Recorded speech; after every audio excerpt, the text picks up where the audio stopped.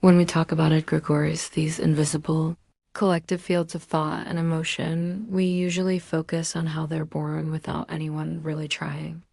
They just pop up from our cultures, our religions, our families, even our social media feeds. But that leads to a much deeper question. Can we create an egregore on purpose? Not as some accidental byproduct of what everyone's thinking, but as a deliberate, conscious project. This question takes us into some advanced territory where psychology, ritual, and ethics all meet.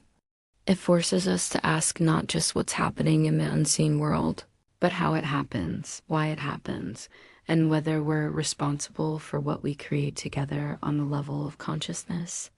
So today, we're going to explore what it means to intentionally create an egregore, looking at examples in spiritual groups and creative communities.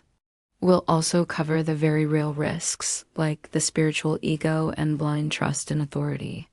And most importantly, we'll talk about the principles of responsibility, clarity, and integrity that are absolutely essential for this kind of work. Is this a path to liberation or just another trap? This conversation is for anyone who is serious about their spiritual agency, the ability to consciously participate in shaping reality. First, what does it even mean to create an egregore consciously? Most egregores just emerge on their own. They're shaped by things like repeated beliefs, shared emotional highs and lows, collective rituals, and cultural habits. A conscious egregore is totally different. It's not an accident. Its origin is intentional. Its guiding principles are clearly defined. Its purpose is spelled out for everyone involved, and its boundaries are recognized and respected. Think of it like the difference between a city that grows organically over centuries and a city that was designed from scratch by an architect. In spiritual terms, creating an egregore consciously means generating it with full awareness, a clear purpose, and serious ethical reflection. This isn't about wishful thinking or just imagining something into existence. It's about disciplined attention, a unified group intention, and taking full accountability for the energies you're putting into motion. So where does this actually happen?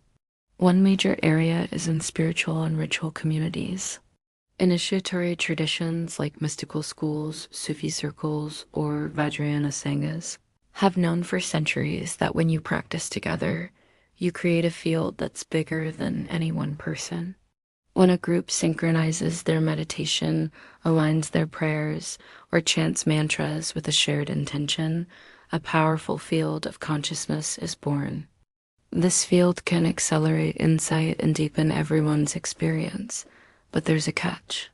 This only works if the group has ethical maturity, a genuinely shared purpose, and does the hard work of integrating their experiences.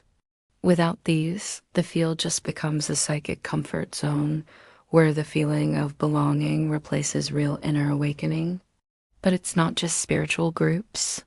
Creative projects and social movements also generate their own egregoric fields. This isn't mystical in a religious sense, but it's a coherent, collective momentum that shapes decisions, identity, and the final outcome. Think about a long-term artistic collective with a shared vision, an intentional community trying to live out its ideals, or a social movement united around a transformative goal. In these cases, the field amplifies creativity, commitment, and resilience. But again, only when it's guided by awareness and not just a bunch of competing egos. Even modern technology is creating new ways to form egregores. Online communities built around shared stories, mass livestream meditations, meme cultures with a unified joke or idea. These are all digital age egregores. They're incredibly fast-moving and can adapt in an instant. But without any ethical grounding, they can quickly devolve into polarization, emotional contagion, and toxic groupthink. This brings us to one of the biggest dangers in this work: the spiritual ego. This is the part of us that latches onto spiritual ideas to feel special, chosen, or enlightened. The spiritual ego confuses a powerful experience with genuine realization. It makes you think your group identity is the same as spiritual growth, and it constantly seeks validation for how advanced it is. This ego doesn't create a healthy egregore. It hijacks it. A community that believes it's spiritually superior generates a field that shuts out dissent, normalizes control, and ends up worshiping an authority figure instead of encouraging real inquiry. The danger isn't the egregore itself, it's unexamined group narcissism. Authority figures like teachers, gurus, or founders often become the natural center of these collective fields. This can be a good thing, but only if that leader practices humility, encourages autonomy in their students, and is focused on dissolving egos, not reinforcing them. But when an authority figure becomes unchallengeable, charismatic, but unexamined, or the source of everyone's identity, they become a magnet for ego attachment, not a guide to spiritual freedom. So if we're going to do this intentionally, we need a strong ethical framework. First is clarity of intention. A consciously created egregore has to start with a clearly stated purpose. Everyone needs to understand its limits and its scope. The whole project must be aligned with wisdom, not a need for validation. Any ambiguity here is just a seed for future problems. Next is collective integrity. Every single person involved has to be encouraged to practice self-inquiry, take responsibility for their own contribution, and feel free to question things and evolve. A community that demands conformity isn't creating a conscious field. It's building a psychic cage. Then there's temporal accountability. Intentional egregores need to have clear beginnings, middles, and endings. There should be no claims of it being eternal, or that, once it's formed, it must last forever. Conscious energy fields should be allowed to evolve, dissolve, and regenerate as needed. Finally, psychological maturity is a must. Participants need emotional regulation, the ability to handle feedback, and a willingness to be responsible for themselves. Without this psychological grounding, an intentional egregore just becomes an echo chamber for everyone's projections. So how do you do this in practice? Ritual is a powerful tool, but it's not about magic. It's about focused field alignment.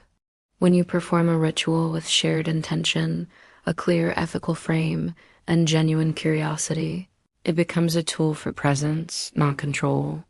Think of synchronized meditations that include ethical prompts or group prayer followed by a period of reflection. You also need reflective practices. This means things like personal journaling, ongoing group debriefing sessions, and honest feedback loops. This is what prevents projection and supports each person's individuality within the group. A great central practice is to cultivate group questioning, not group certainty. Constantly ask, what are we actually generating here?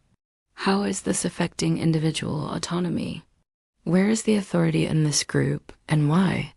This keeps the field fluid, conscious, and truly collaborative. So, when it's created consciously, what does an egregore actually do? A healthy, consciously generated egregore acts like a focus field for creativity, a support system for deep inquiry, and a collective mirror for growth. It is not a collective trance. It's a meeting place for autonomous individuals.